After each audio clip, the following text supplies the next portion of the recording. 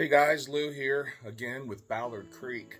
Got a lot of stuff going on at the farm right now, and last YouTube video we did, we showed you the new log splitter that we got, and all that free wood that we got from the cutting of the trees up front where the power lines are going to come in. And as you guys know, once you split this green wood, you normally need 8 to 12 months, sometimes longer, for it to season. And so what happens is obviously those logs are full of water, and those of you who have ever got a wet piece of oak and tried to light that fire, you know the frustration of trying to get that thing to burn. And so one of the key elements is seasoning this wood. So the wood that we're cutting now, we won't be able to take advantage of this until hopefully next winter. But one of the best ways to store it up is in a wood pile crib.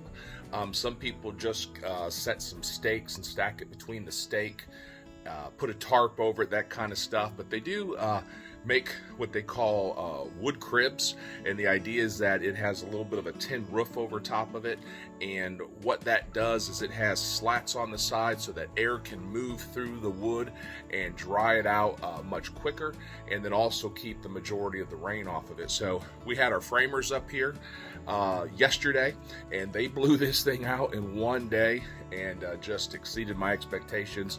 Again, it is a little bit of an overkill for what you need to do to season your wood, but we're just super excited that we have access to some of these guys that know how to do these things. Would have taken me probably 4 weekends to knock this out, and they blew it out in about 6 hours. So I'll give you a show of what we're looking at, and we'll go from there.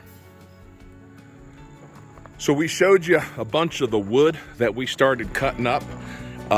Here's the piles. I've got it separated into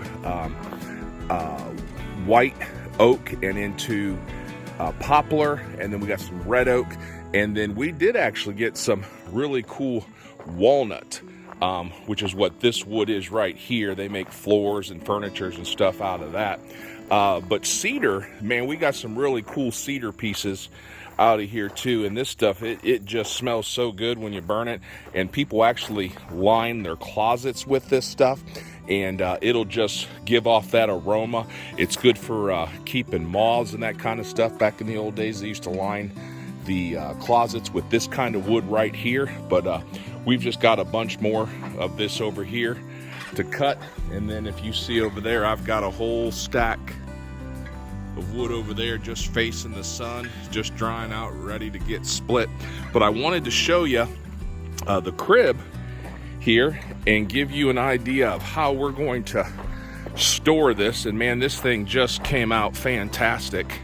Again, this is a little bit of an overkill for what you'd have to do on your property, but I've seen this design done many times.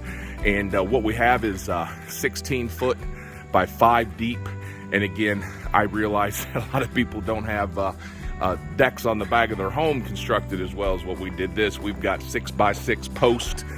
We got a really nice corrugated steel roof up top. Everything is just overbuilt because we wanted to be able to have this thing last for a really long time. I'm going to let this dry out for probably 2 or 3 weeks in the sun, and then we'll add a coat of stain to match the doors on the barn, and that'll just be real cool. And then we have this set up here on the same 6x6s, and so this is going to give me the flexibility to move this if I ever decided to. We're going to be able to just put this behind a chain and drag it where we need to go. But again, the idea with this is you can put wood in here, and within these slats right here, you've got plenty of movement of air sliding in between this. This is all made out of walmanized wood. That's how we used to call it back in the day. They just call it treated wood today because they don't use the same chemicals that they used to, because they were really poisonous. We've got it hurricane strapped down so that no wind can come through here and lift this thing off. And then this is just built the same way you'd build a barn roof, with just some 2x6s in here is what they have, and then ran some of these 2x4 purlins just so that we can hold the steel roof. And then the wood just stacks on here, and in time, as this dries out, there will be these will just naturally create gaps to get air movement from below.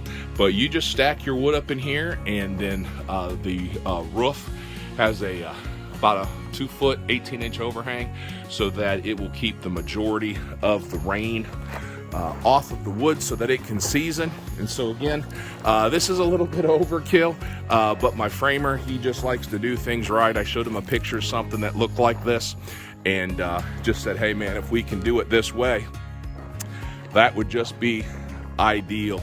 So if you have any questions, leave me those in the comment section. I'll be happy to talk to you about what it took to do this and to give you the details. Again, it's 16 feet long by 5 foot deep, and it's gonna let us hold 2 to 3 cords within that by the time we stack it to the top.